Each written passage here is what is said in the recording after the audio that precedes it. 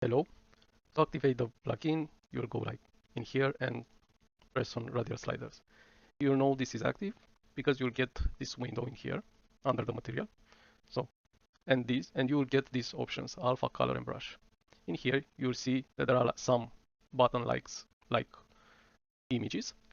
These are actually your shortcuts, like the tilde 1, 2, 3, 4, 5. This will access the alpha properties. I'll show you how. No, you see here, you have the tilde first. If I'm pressing that shortcut, I'll get to change the hardness. And I'm keeping that shortcut pressed, and I'm moving the mouse left to right to change the hardness. If I'm releasing that tilde, I won't change the hardness anymore. Why I'm changing the hardness? Because this alpha only has as a properties, as a parameter, the hardness. If you change the alpha to another alpha, let's say like this one, for example, make it bigger. I'm pressing the tilde, and now I have other options like position CX or the balance or the contrast. Let's go with the balance. I'm going in that direction, and I'm changing the balance. You'll see here that you have an alternative attributes. All the attributes have an alternative. So this alternative, you can access it while you already chose a direction, for example, for the balance. If I'm pressing the Alt and release it, I'm going now to change the contrast.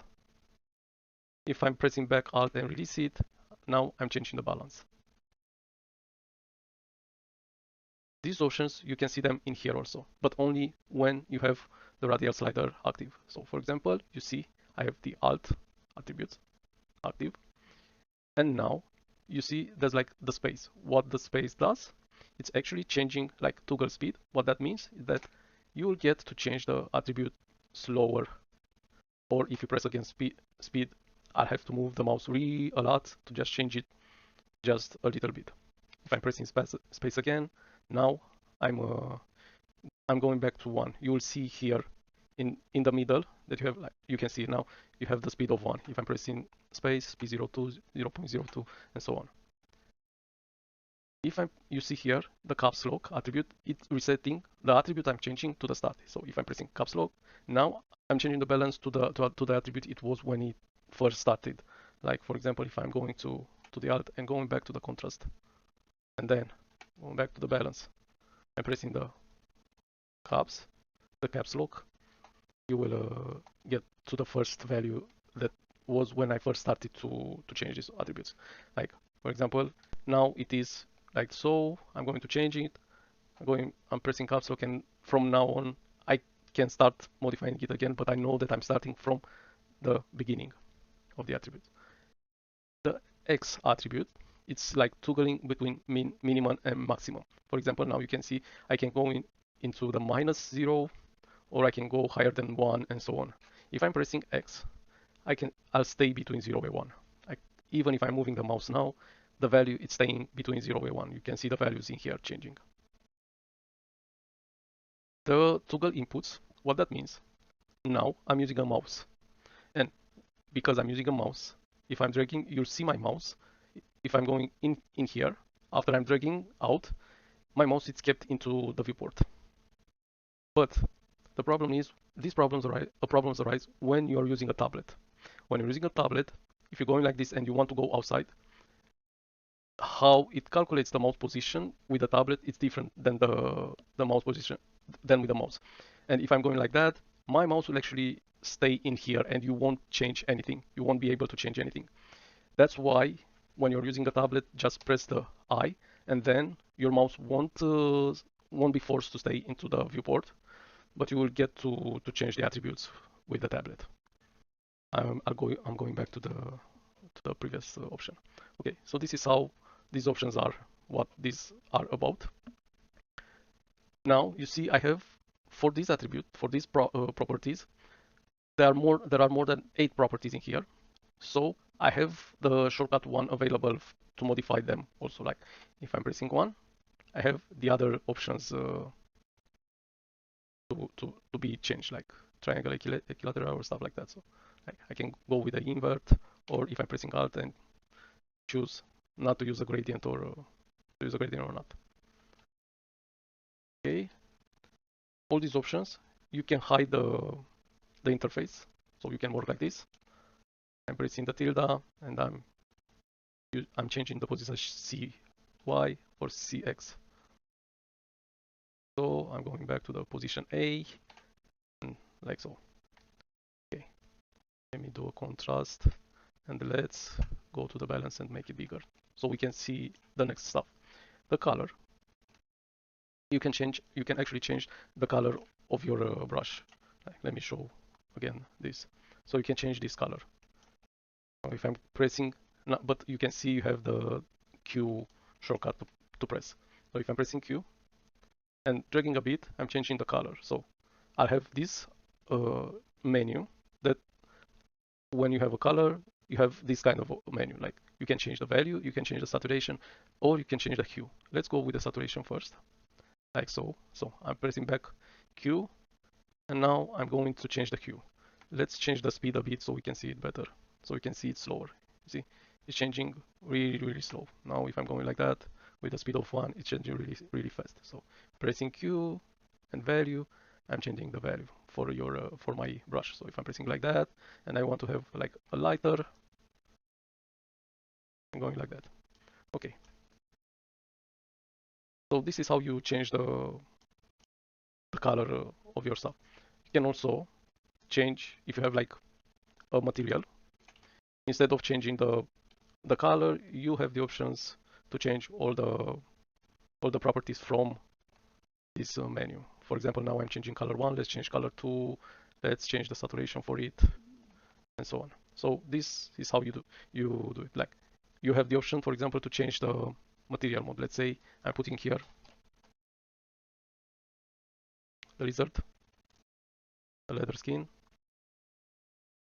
Okay, so now if I'm going to the Q attribute, to the Q shortcuts, I'm waiting a bit, and now I can change these values.